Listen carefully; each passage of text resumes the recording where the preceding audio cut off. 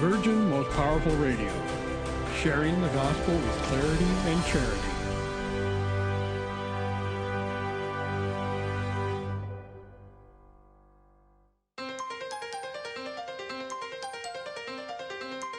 And now, Virgin Most Powerful Radio is pleased to present Hands-On Apologetics with renowned Catholic author and apologist, Gary Michuta.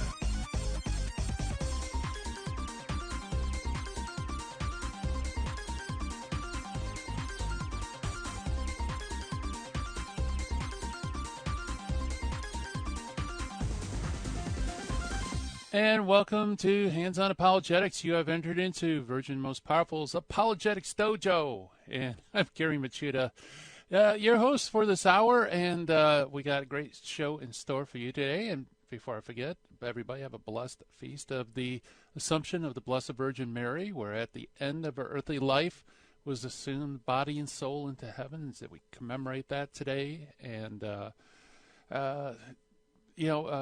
awesome feast of the church. And actually, from what I understand, I'm going to find out, was also a big stumbling block for our guest. Our guest for today is William Hemsworth. And William is a convert to the Catholic faith. In fact, he's a former Protestant seminary student. And actually, I don't want to give too much of his bio. One of the kisses of death, folks, if you're ever at a church and somebody's going to give a conversion story, don't be the one to introduce them, because, you don't want to give the person's biography, because that's what he's going to talk about. So I'm going to leave that up to William. He's going to tell us this story about his journey into the Catholic Church. And that's going to be on the other side of the break. So that's always great. And also, by the way, he's an apologist. He's got both guns blazing, and he's working in the field, in ministry, in media. And I also want to talk a little bit about that, too. So William Hemsworth is going to come on the other side of the break. And also, as always, we have our critical thinking skills section. And the finding of the fallacy for today is the appeal to emotion.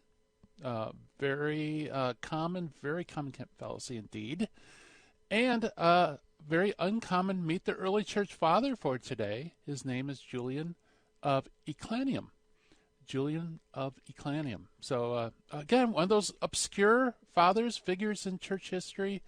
But nevertheless, that's what's so cool about that segment, is we get to find out about all these people, our forefathers in the faith, and what they're all about, what their life was about.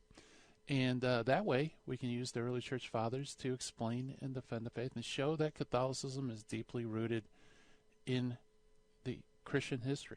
All right, so without further ado, let me give my shout-outs to all our friends watching live stream on social media, namely Facebook and YouTube. Hello, everybody.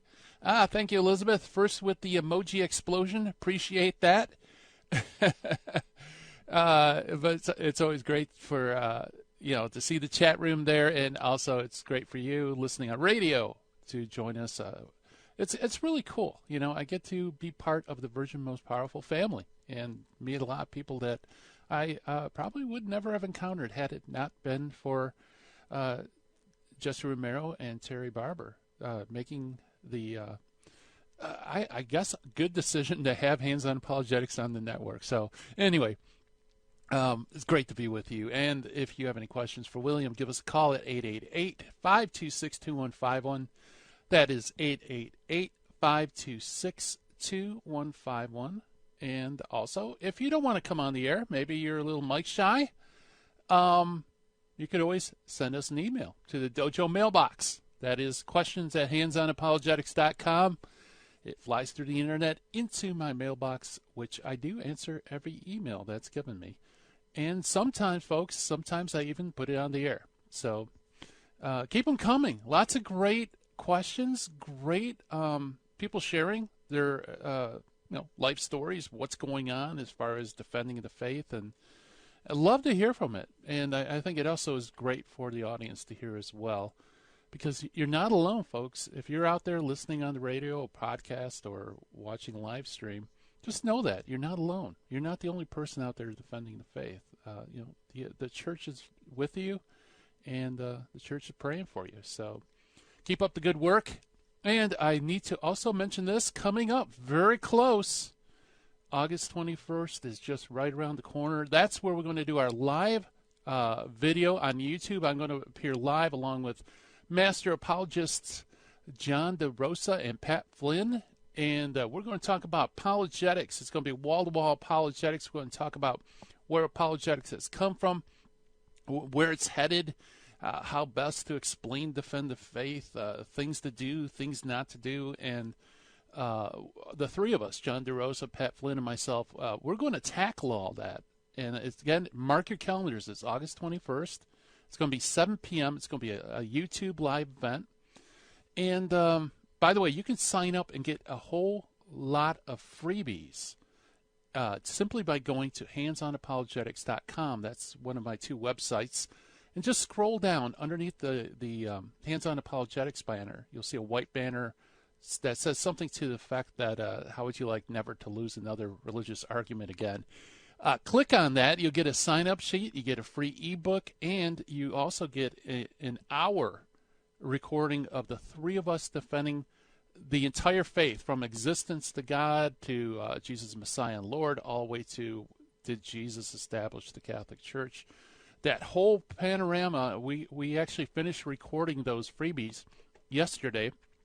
It was a lot of fun. It's packed with info. So you can get those, you can access those free just by signing up for the live event on August 21st. Again, go to Hands On Apologetics, click on that white banner that I was talking about, and sign up. And it's all free. All right, so without further ado, why don't we jump to our Finding the Fallacy for today? And the Finding of the Fallacy is the appeal to emotion.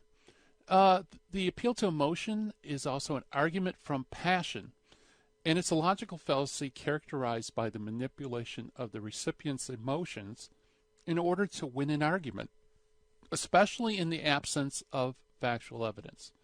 And that's actually a pretty good definition of that. In other words, you don't have a lot of evidence to support your beliefs, so what do? Well, you start working on the affections of your audience. You start playing on their passions, their emotions, in order to make your side look more appealing, rather than showing that your side has the better argument.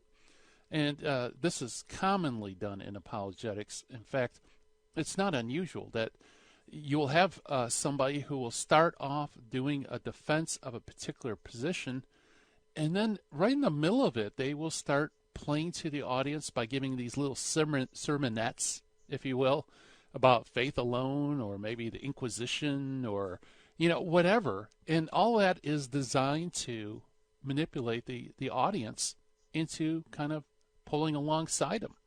And of course, the Inquisition and the other stuff, faith alone, may not even be germane to the issue at hand. It's really just introduced into argument to manipulate the audience's emotion. Okay, so beware of that. And like I said, many times with these logical fallacies, they kind of blend into each other. It could also be part of the appeal to fear. It could be appeal to plain folks. There could be lots of other like sister arguments, but I think the appeal to emotion is kind of a blanket term that covers all of that. So just be aware of that. If someone goes off track and tries to manipulate people, what you need to do is call them on point. Just say, look, I enjoy your sermon, but nevertheless, what about this? Okay, just refocus the question. All right, so let's move on to Meet the Early Church Father for today. And it's great. We have famous ones that everybody knows, even non-believers know. And then there's these obscure early church fathers. And I think today's early church father fits in the latter category. It is Julian of Eclanium, who died roughly around AD 454. And around that time, Pope Zosimus proclamated his decision against Pelagianism in 418 in a letter that went out to all the bishops of the world requiring their assent in the matter. Now, what's Pelagianism? Pelagianism is the belief that essentially that there's really no original sin, that Adam and Eve left us a bad example, and that we can kind of save ourselves through our own natural goodness. Okay, so the Pope issues this letter condemning Pelagianism. and he requires all the bishops of the world to assent to the letter. Julian, Bishop of Clanium, headed a group of 18 bishops who refused to sign. And from that time, he assumed leadership of the Pelagian party. He was expelled from his see by Pope Zosimus, and in exile, and also he was exiled by civil authorities as well. With no permanent domicile, he found himself about the year 420 enjoying the hospitality of Theodore of Mopsuestia. And in the late 420s, he tarried for a long time with Nestorius in Constantinople. And folks, by the way, we mentioned this in previous broadcasts.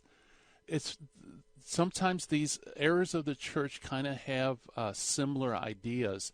And Pelagianism, this idea that you can be saved apart from grace, just on your own natural goodness, your own human will, unaided human will, is very similar to Nestorianism, because when they looked at Christ, Nestorius kind of separated Jesus into two persons, a human person and a divine person, and in that view of Jesus, they viewed almost like the human Jesus by his own merit, by his own natural powers, merited union with the divine Jesus. So it's kind of like they saw Jesus under the auspices of Pelagianism. So the two heresies kind of go hand in hand, and that's why our early church father for today, Julian of Eclanium, runs to the to hang out with the Nestorians in Constantinople. Let's see, and I think that's about it. That's a good summary of his life. Coming up on the other side of the break, we're going to be talking with Master Apologist William Hemsworth on his journey to Catholicism. Don't want to miss it, folks. Stay tuned. You listen to Hands On Apologetics. I'm Gary Machuda. Be right back.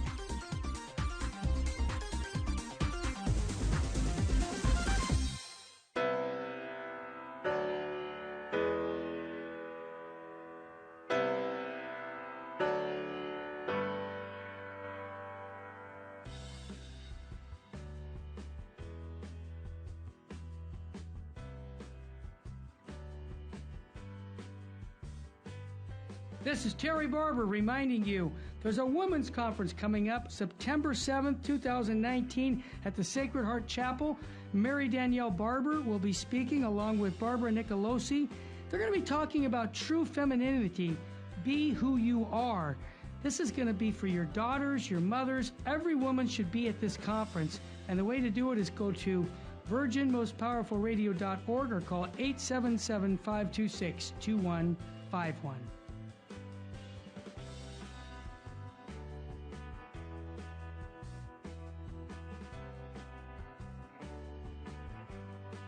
In Luke 7, Jesus said, I tell you, her many sins have been forgiven her, because she has been shown great love. According to St. John of the Cross, Christians should always remember that the value of their good works is not based on number and excellence. Their value is based on the love for God that prompts them to do the works. May we always be motivated by true love for God, and not worry so much about what we do, but why we do it.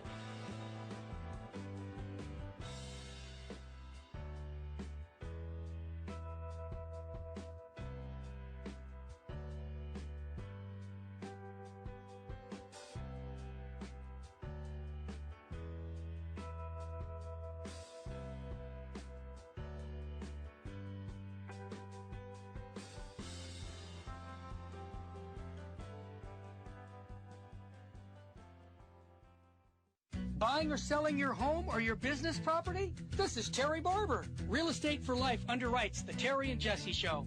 And they can connect you to one of 900 pro-life real estate agents around the world. And when they receive their referral fee, they will give 80% of it to a pro-life organization.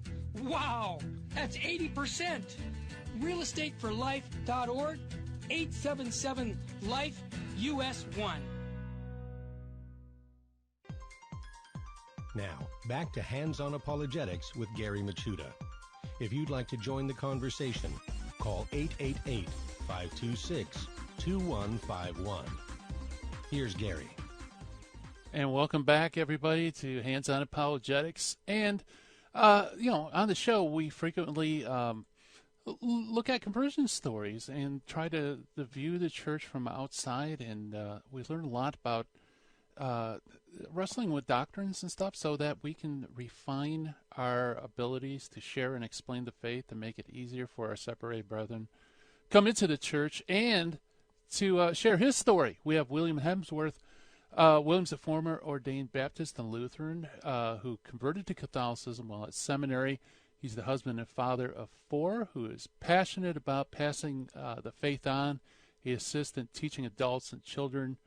And also he's a popular blogger, author, and podcaster. So William Hemsworth, welcome to Hands-On Apologetics. Richard, I don't hear the audio. Hold on. No, I'm not hearing anything on this. I heard something. William, are you there? Yes. I'm here. All right. Yeah. All right. Hey, welcome to Hands-On Apologetics, my friend. Thank you, Gary. Thank you. It's great to be here. Yeah. You have done a lot of work just in the field of, media. You got YouTube channel. You're under the Bible Catholic. You have website. Oh, I should have mentioned that. By the way, his website, ladies and gentlemen, is Williams. I don't know why I had to ask. WilliamHemsworth.com. So yeah, no relation to Chris or Liam, as some people think. So don't be disappointed. I Googled your name, and yep, that was the first hit. It started correcting me. So what I did was I put Catholic at the end, and then all of a sudden you shot up. So good to know. Yeah. So great stuff on the YouTube channel and the other stuff. What I'd like to do this program is maybe introduce people to you and tell your story about where you came from. What led you into the Catholic Church? What were the objections? That type of thing. So where did you start off? Well, I grew up in the Los Angeles area in a city called La Puente, California. It's about 20 miles east of LA, right next to Covina, where the studio for Virgin Most Powerful is. Oh, wow. And I started going, my mom started taking my sister and I to church when I believe I was 12. We went to a church up the street called Sunset Wesleyan Church. Okay. So that's where I first started. I guess you can say that's where my journey started. Because while I was there, Pastor Gene was so passionate about Jesus, and it was infectious. And I was baptized there, and Pastor Gene took me under his wing before he passed away. He passed away of a massive heart attack, unfortunately, maybe a year after I met him. But he would always he'd say, "Meet me at the mall at the food court." I'm like, okay, why? This seems a little strange. But he would just sit there talking to people about Jesus. And so that evangelism aspect became very ingrained in me at a young age. Wow, that's beautiful. Yeah, so you just go out in the mall and just talk to people about Jesus. He would sit there at a table. He would just talk to them, engage with them, just like normal everyday conversation. Mm-hmm. And he'd introduce himself as a pastor of this church, and do you have any questions about Christianity? And sometimes people would sit down and just let loose. He would just pray for people and just be there to listen in that setting. And, this is like 1993. Malls were very, very popular back then, not like today. There was no online shopping, so everyone was there. That's true. Yeah, and especially California, you're talking a very diverse group of people, I imagine, at the mall. Very diverse. It was very interesting at times. Like I said, he passed away, unfortunately, and there was something like 800 or 900 people at his funeral. Wow. It was huge, standing room only crowd. And the next pastor who came in, Pastor Alejo, who I'm still friends with, we chat on Facebook every now and then. He kind of carried that on. He was always there just to listen, explain. But as I got older, I started having more questions that just seemed to not really get answered. I was president of the youth group. I was member of campus life in high school. We went to the youth camps. We went to youth conferences. And it just started getting more and more questions like, why do we do these things? Why do we believe this? why do we believe X? One example that sticks out is once saved, always saved. That's, we were told once you're saved, you're done. It's finished, period. End of story. Yeah. And then at a youth camp one year, I think I was 17, we were studying through Hebrews. And then somehow we skipped over Hebrews chapter 6. So I went back to the room that night, read Hebrews chapter 6, and started reading about, how it's impossible that once you've, you'd be better off if you never came to Christ, if you believe and then not believe. I was like, well, this doesn't make sense. Once saved, always saved. And so I didn't ask questions about that. I just that just stayed in my mind. I was like, okay, I need to try to rationalize this somehow. Mm-hmm. I graduated from high school and I joined the Army. I became a chaplain assistant in the Army, which was a great experience. I got to work with all types of faith traditions, from Wiccans, Muslims, Catholics, Orthodox, every type of Protestant you can think of. So I got that education at a young age. I was 18 when I joined the Army. It was right out of high school. Okay. Yeah. And these questions, I'm sorry, go ahead. I was just going, what part of the Army? I was infantry? No, I was a chaplain assistant. It's a chaplain gotcha. Assistant. It's part of the chaplain corps. Okay. So you're not an ordained minister in the field, but you're assisting your assigned chaplain in his ministry to the different faiths. Gotcha. So you have to coordinate. Like if you're a Protestant chaplain, but you have Catholic soldiers, you have to make sure they get the care they need.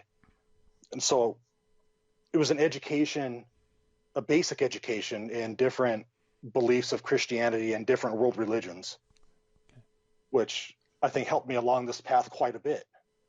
Yeah. And talk about firsthand knowledge about, all these different world religions, beliefs. You interacted with it day to day. It wasn't just book knowledge. Right. Exactly. It wasn't just book knowledge. It was something that we were immersed in.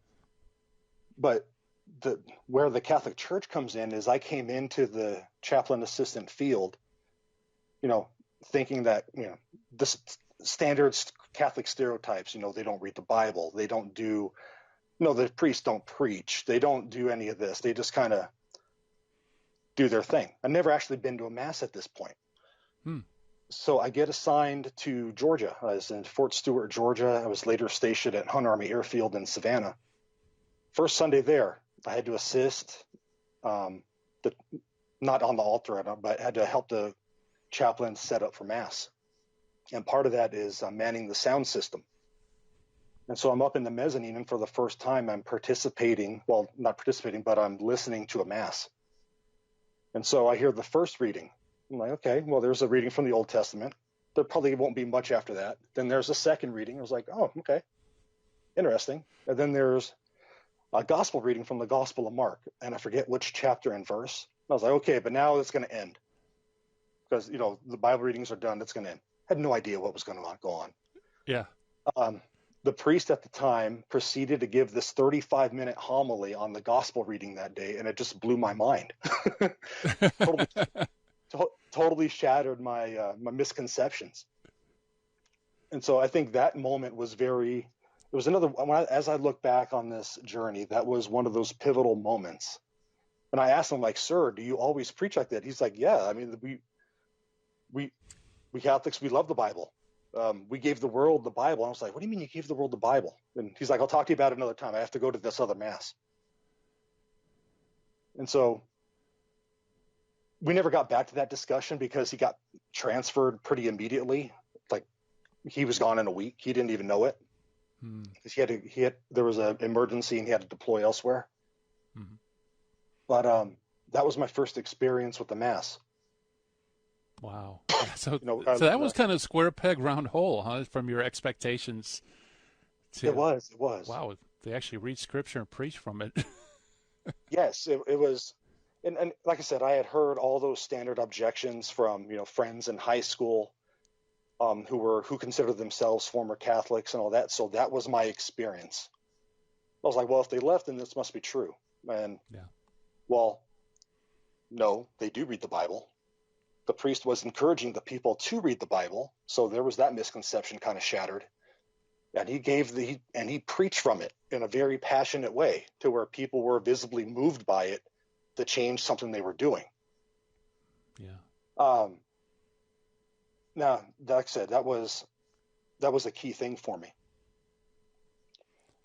Now, as I would go through this journey, I was in the Army for 6.5 years. And later on, I would come across, when I was stationed in Arizona, which is where I live now, I met another chaplain. He was a retired Air Force chaplain, but he's a contract priest, Father Castigar. He lives in Chicago now. He's about 98 years old, and he's still going. Wow. But I would talk to him just, why do you believe this? Why do you believe this? Is the Eucharist symbolic like I believe? And he would say no. And here's the Bible verses why. I was like, okay, that's a good answer, but I think maybe it's being misinterpreted somehow. Standard Protestant thought there.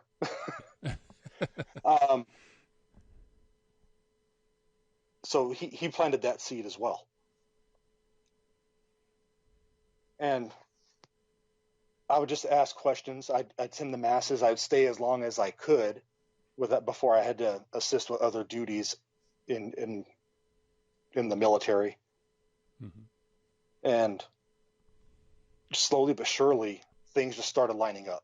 And so when I met my fiance, who's my fiance at the time, who's my wife now, I told her one day, I want to go to RCA and just learn more. And so she's thrilled. She's like, this is fantastic. This is great. We can get married in the church and all this. He's going to come in.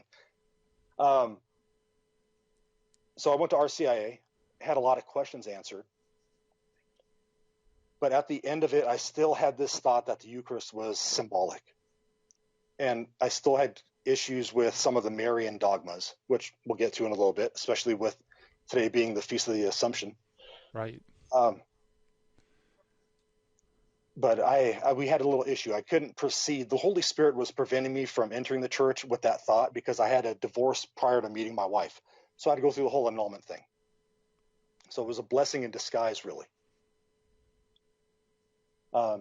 So we're going through the RCIA process. I'm getting these questions answered. All my misconceptions are going away. And I had to wait this period, I think it was 13 months for the annulment to go through. Okay. And so I'm studying. And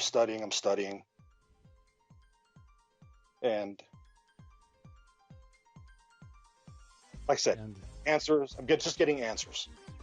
Very good. Well, why don't we hold it right there? We're coming up on the break. We're talking with William Hemsworth about his journey of faith. Listen to Hands On Apologetics. We'll be right back right after the break.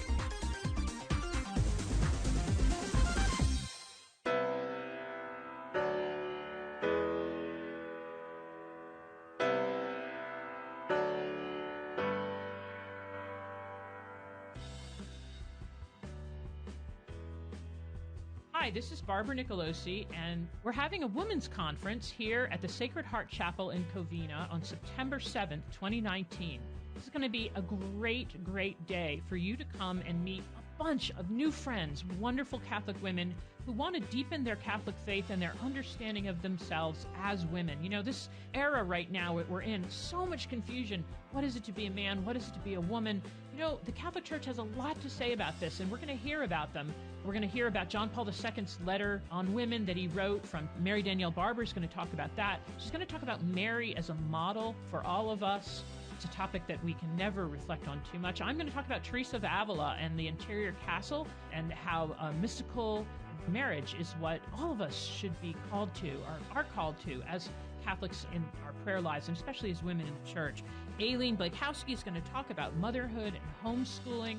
And then finally we have Father Charles Murray. He's going to be the celebrant of the Eucharist. He's going to be here hearing confessions. It's going to be an amazing day. We're going to have an hour of adoration together, time to pray, time to laugh and eat, reflect, grow in our passion for our Catholic faith and our identity as Catholic women.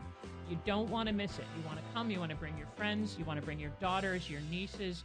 That's really an affordable day. So go to virginmostpowerfulradio.org, and you can register for this conference or call 877-526-2151. The Women's Conference is going to be a great event for the Archdiocese of Los Angeles area, Southern California Catholics. You don't want to miss it.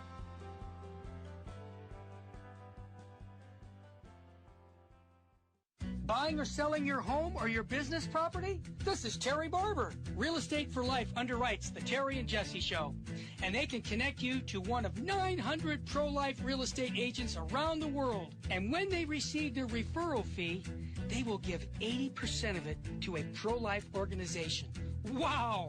That's 80%! realestateforlife.org, 877-LIFE-US1. This is Jesse Romero. You're listening to Hands-On Apologetics with Gary Machuda on Virgin Most Powerful Radio. And welcome back, everybody. We are chatting with William Hemsworth about his journey of faith into the Catholic Church. And William, right before the break, you mentioned that you entered into RCIA. I'm just curious, going into it, was it with the attitude of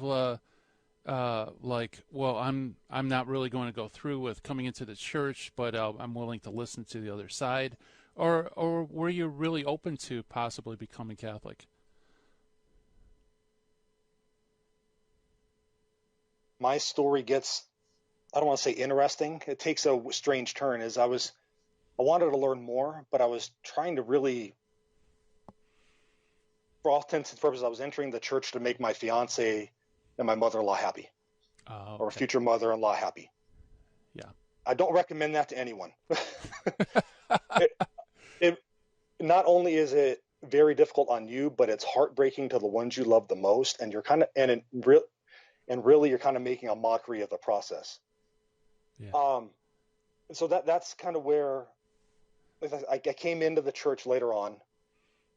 I came into the church officially at the vigil in 2007. Like I said, I did it for the wrong reasons. Mm-hmm. I wasn't on board 100% with everything. Okay. Which led me into eventually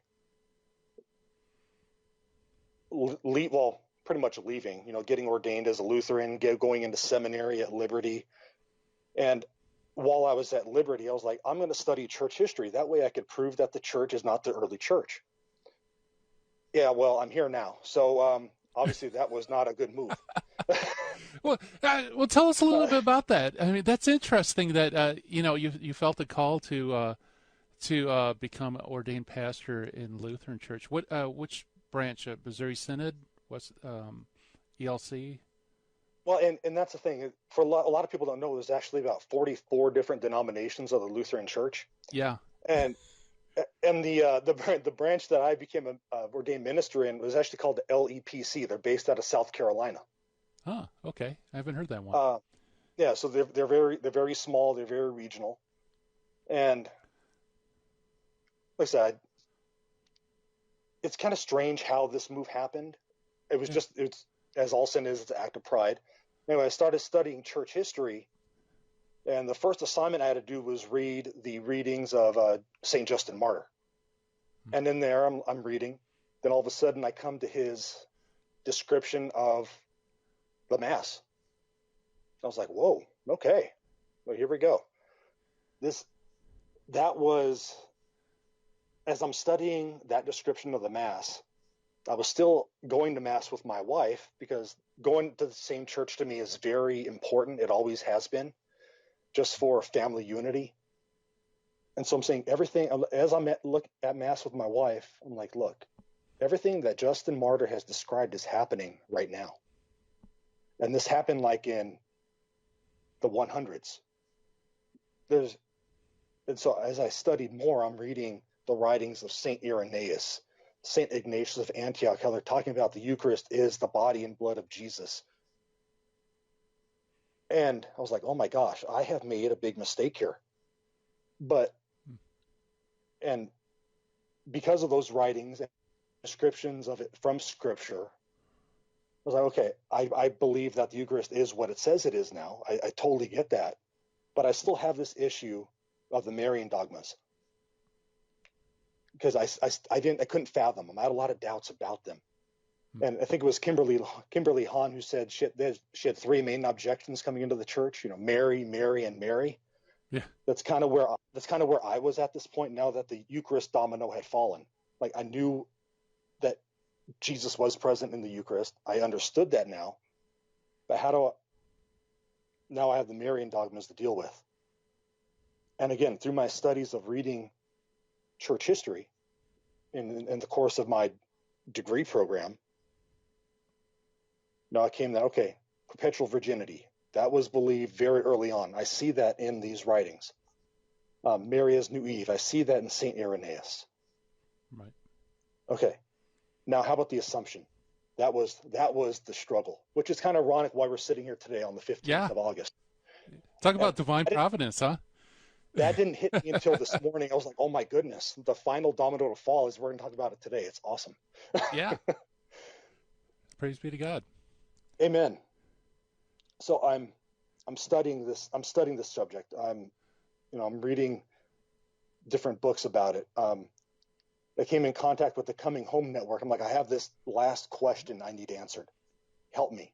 And they sent me a bunch of materials, all for free. Great ministry. Check them out. And they chatted with me about it, answered my questions about it. And then I come across this talk by Scott Hahn where he talks about the Assumption. And I was like, oh my goodness. I had my face in awe. I just this feeling of awe come over me, like, it's true. Wow. It's absolutely true. And I kept that feeling to myself, but I woke up at 2 a.m. It was a Saturday morning. And I told my wife, I'm like, it's true. I'm sorry for everything I've put you through. It's true. I'm going to confession today. And like I left. So she's like, just go back to bed. It's 2 a.m. And so she wakes up. It was like 8 o'clock in the morning. And she's like, I had a dream that you told me that this is true. I'm like, that wasn't a dream. That happened. I'm going to confession today. And she just started crying. She's like, I've been praying for this day. My mom has been praying. I just want us to be happy family together, sitting in church. And, from there, I've just felt that call, if you will, just to tell people about the truth that the church has, the truth that the church has always had, almost in every medium possible that I can get my hands on. Yeah. So it's kind of where we're at today. Yeah. That's beautiful. Yeah. I'm just, could you share, what was it that, do you think, is there a key idea about the Assumption of Mary that kind of unlocked the door? Was it a key concept maybe that Scott Hahn mentioned? Or was it just the whole thing together? I had it in my mind that somehow the Assumption was her power going to heaven, which is totally false. Right. Once I realized from this video that this was the power of God raising his mother to heaven, I was like, okay, somehow it clicked. I had heard the argument before, but somehow it clicked that day. It's hard to explain. It just clicked. And like, I had this feeling of peace come over me, like, okay, I understand. And then another concept that I had heard was that I, for some reason, never thought about is look at all the relics throughout the history of the church. Mm-hmm. If Mary's tomb would have been somewhere, there would have been this huge cathedral built over him somewhere, but that is not around.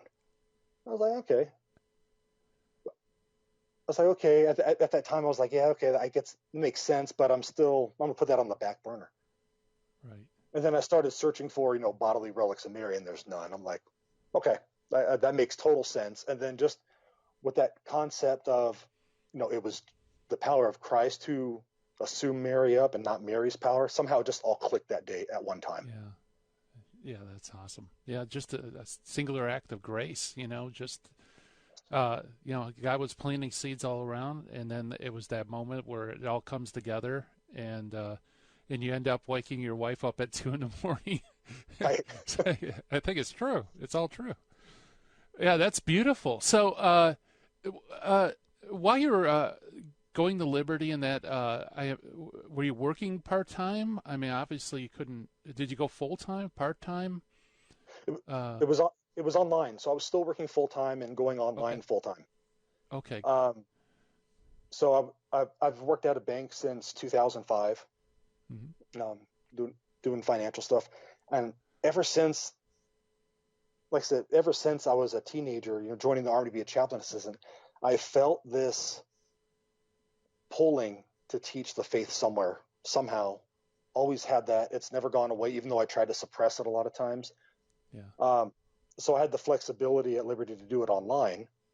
And I also had some professors challenge me in my assumptions of what the church taught as well, which is very ironic coming from a Baptist school. But they said, is this really true? You may want to research this.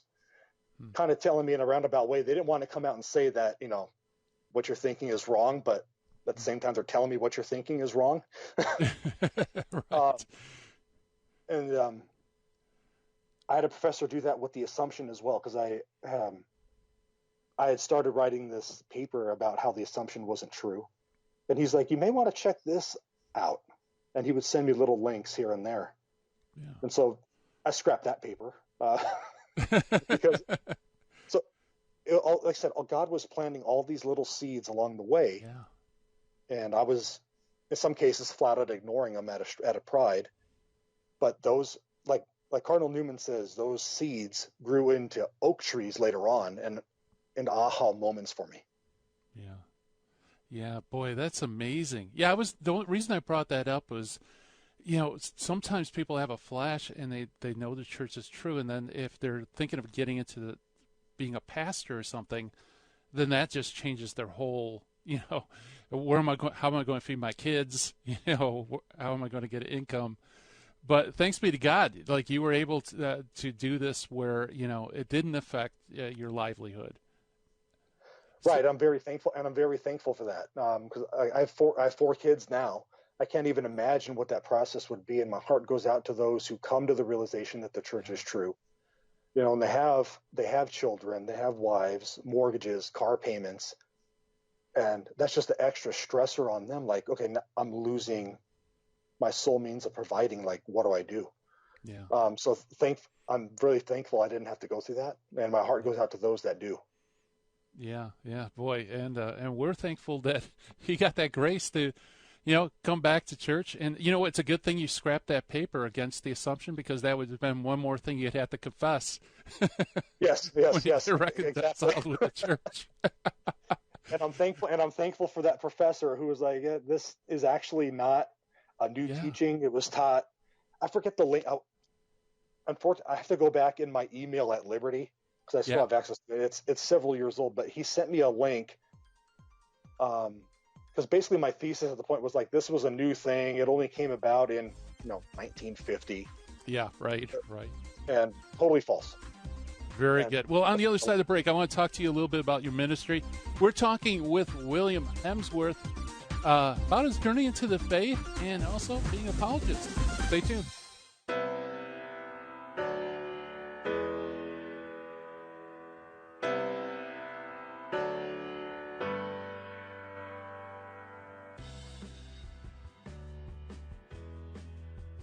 Welcome, Daniel. You're on the line. What's on your mind, brother? Hi, I just wanted to share a testimony about Virgin Most Powerful Radio. I had a buddy at work who, he's a lukewarm Catholic guy, and I wanted him to start listening to the Terry and Jesse show, so I kept telling him to download the app, and he kept putting me off. So one day, I grabbed his phone, and I downloaded the app for him.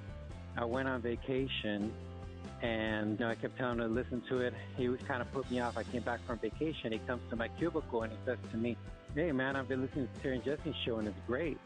And it's made a big impact in his life. The guy, he's going to weekly adoration a couple times a week. He goes to the Mass in the morning. He's an on-fire Catholic, and he promotes the Terry and Jesse show on the Virgin Most Powerful Radio. Wow.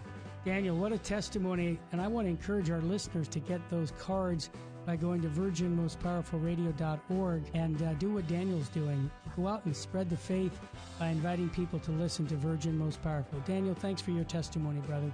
God love you. You're welcome.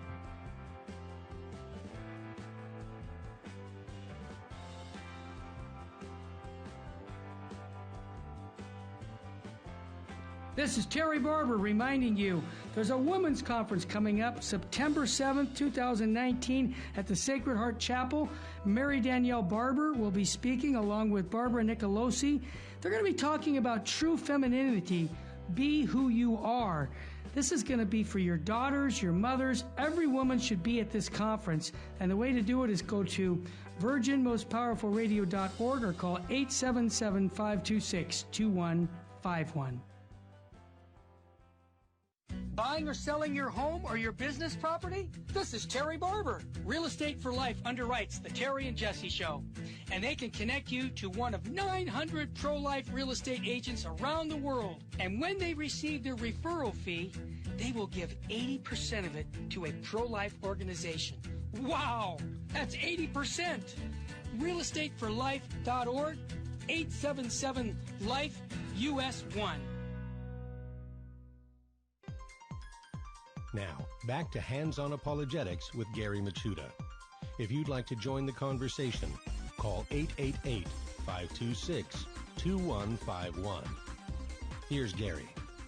And welcome back, everybody. We are talking with Master Apologist William Hemsworth about his journey of faith. And, boy, William, you felt the call to ministry. You felt the call to educating people about Jesus, and man, you have put this once you came into the church, you've been gangbusters.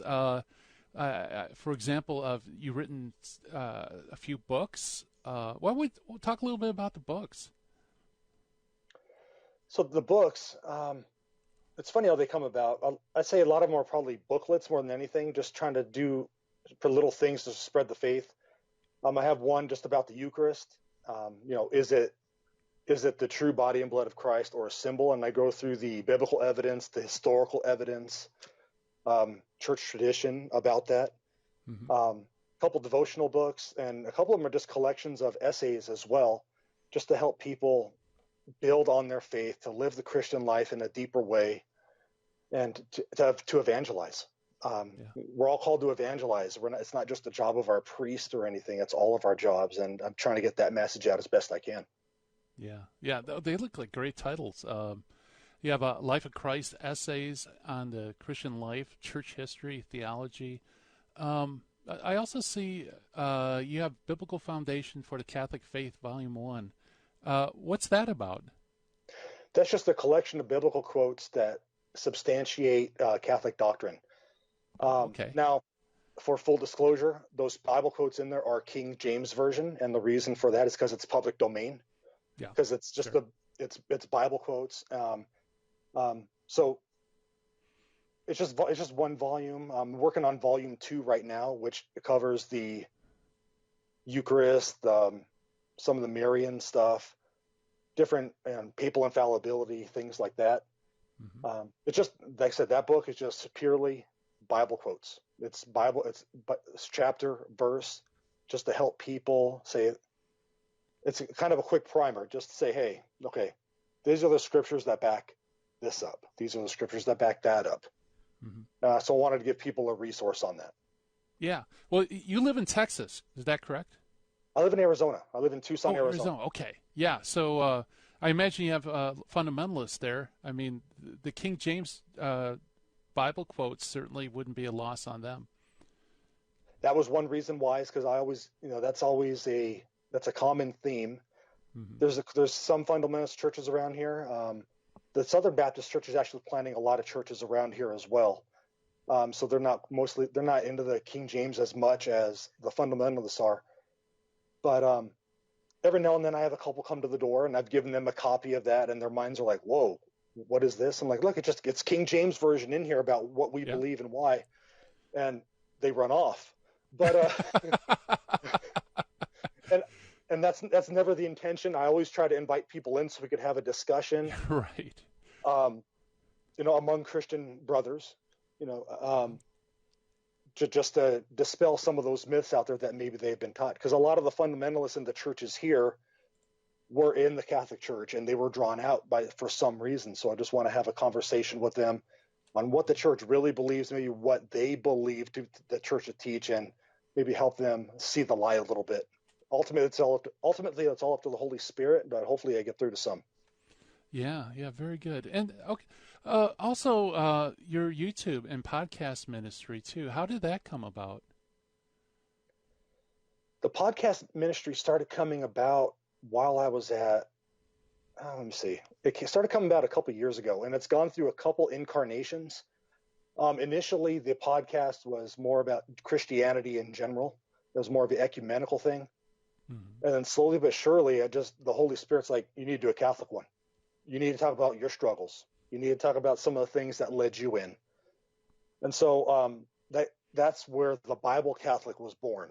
And so the YouTube channel is still Bible Catholic. The Bible Catholic podcast is still available, even though I haven't created new content for it, because I'm working on a new one now called Know the Faith, Defend the Faith, where I still have some of the same material, but I'm interviewing other people from across the country, their conversion stories, some of their struggles.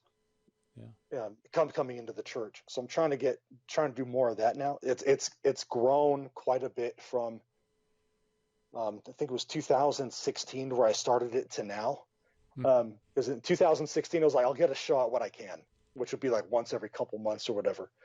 And now it's like, here, once a week, here we go.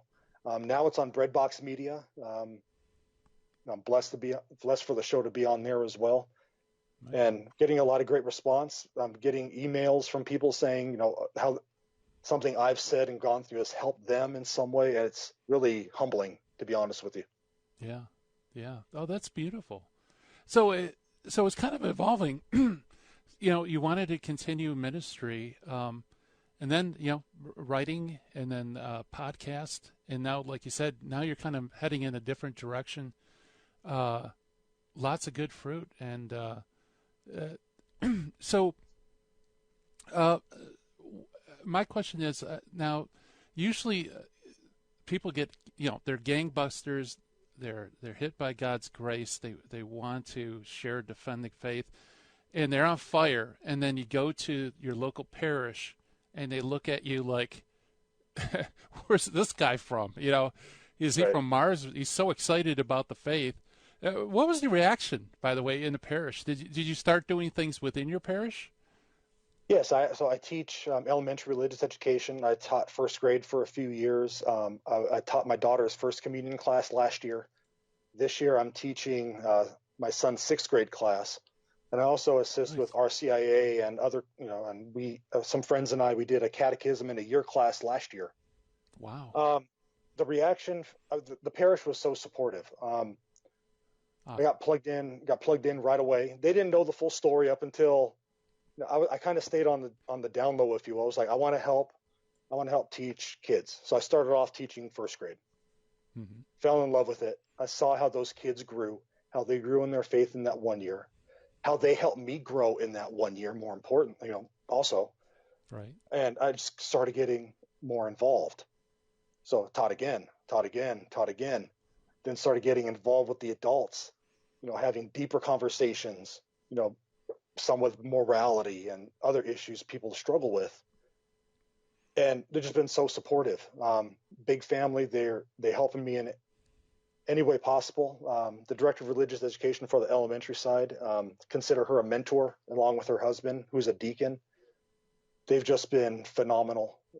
They challenge me. They give me tips on writing, on speaking, on resources, just everything like that. It's such a blessing. Yeah.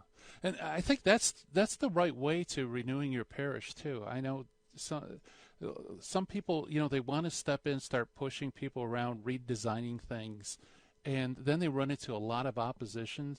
But starting off and just building street cred, just like you said, with children's education and stuff, you start building relationships and you start building mutual respect, and I think that has a much bigger impact on a parish than kind of a top-down approach. Like, I'm going to talk to Father and tell him that he needs to do A, B, C, and D.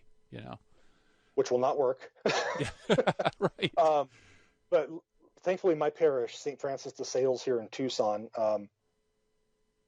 a lot of us in the education, I can think of like 3 or 4 that are converts. Wow. And we're just all supportive, and one of them teaches. One of them, her name is Kristen, and she's just amazing. She's teaching every book of the Bible on Monday nights. She's starting Revelation next week. She has gone all the way from Genesis all the way through in about 2 years. Wow. And her classes have like 40 or 50 people in them, and people are just learning about Scripture. They're learning about the traditions of the church. They're being renewed, and they're going out. They're bringing people in. It's great. God's moving. That's all I can say. Yeah, yeah. So the Tucson Apologetics program that you started, is that just a name for what you're doing in your ministry, or is there an actual organization that, meetings and things like that? That's kind of a funny story. Eventually there will be meetings and all that. Okay. And actually this kind of spawned by me reading Brandon Vought's book, Why I'm Catholic and You Should Be Too. Oh, yeah. Because I read a stat in there saying for every one person who comes into the church, there are 6.45 who leave because they don't understand something. Yeah. And so I was like, wow, Lord, like what can I do to help with this? And so I started, having these seeds planted with the Tucson Institute. And so right now it's starting with articles, the podcast. Mm-hmm. I'll be going to Jeff Caven's conference in Garden Grove in September as a member of the press covering that. So that'll be on my channel and all that as well. Eventually it's going to be, some online courses. It's going to be, the goal is to have a weekly meetup. If they wanted, a certificate program. And if people want me to go to their parish just to talk about a certain subject, that'll be available as well. And I'm not asking any money for it, if it's within the Tucson area or within 2 hours of Tucson. I'll just go there. We'll talk about the faith, answer some objections about the faith. That's the goal of it, is to eliminate that cost barrier for people to learn about the faith and just, okay, here it is. It may not be the best presentation because, it's just me funding it with my bank salary as a single income household, but, it's going to be here. I'm going to point to free resources that people can have. I'm going to give some free resources. The St. Paul evangelization, the local chapter has reached out to help support that as well. So I'm about starting a team here in Tucson because Tucson doesn't have a team. And they said I can use some of their material as well. So we're discerning that right now. But yeah, so there is organization to it. It's more than just an article and podcast. There will be more in the future. At some point, probably starting in January is what I'm headed for. Awesome. Wow, that's exciting.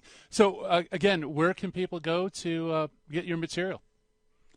So you can go to williamhemsworth.com. You can also go to tucsonapologetics.org as well. There's articles, the williamhemsworth.com. There's the Bible Catholic show there. There's the YouTube channels there. There's links to the books. If you want some of the books, just email me. I'll email them over to you. I try to do it as for little cost as possible. I don't want that to be a barrier to people understanding the faith and to sharing the faith. Yeah, very good. Well, thank you so much for coming on the show. We appreciate it. Thank you, Gary. It's an honor to be on here. It's great to have you again. WilliamHemsworth.com. Go to it. Check it out, folks. Support it because this is exciting. This is, grassroots apologetics. Boy, I can't believe the hour has flown. It's time for me to shut down the Midwest Command Center here, turn off the dojo lights. Tomorrow we're going to have Paul Thomas coming on about raising children to be apologists. Coming up next, High Impact Catholic Talk with the Terry and Jesse Show. God willing, we'll be back again tomorrow to talk about apologetics. Take care. In the 1990s, I lived and worked in Hollywood. But when my wife Betty's mom took ill, we relocated to Orange County. And it was during this time in our lives that I converted to Catholicism. Once my eyes were opened to the truth, I couldn't learn enough about the faith. But I had less free time than ever, especially with a long commute. That's when I discovered the real value of Catholic audio. Listening to cassette tapes transformed my daily commute into a miniature retreat. And that's the beauty of Virgin Most Powerful Radio today. Since the podcasts are archived, you can listen anytime on our smartphone app. I know how listening to Catholic audio can bring you closer to Christ and His Church. So I encourage you to visit the App Store or go to vmpr.org and download the app today. It just might change your life. I'm Matthew Arnold for Virgin Most Powerful Radio.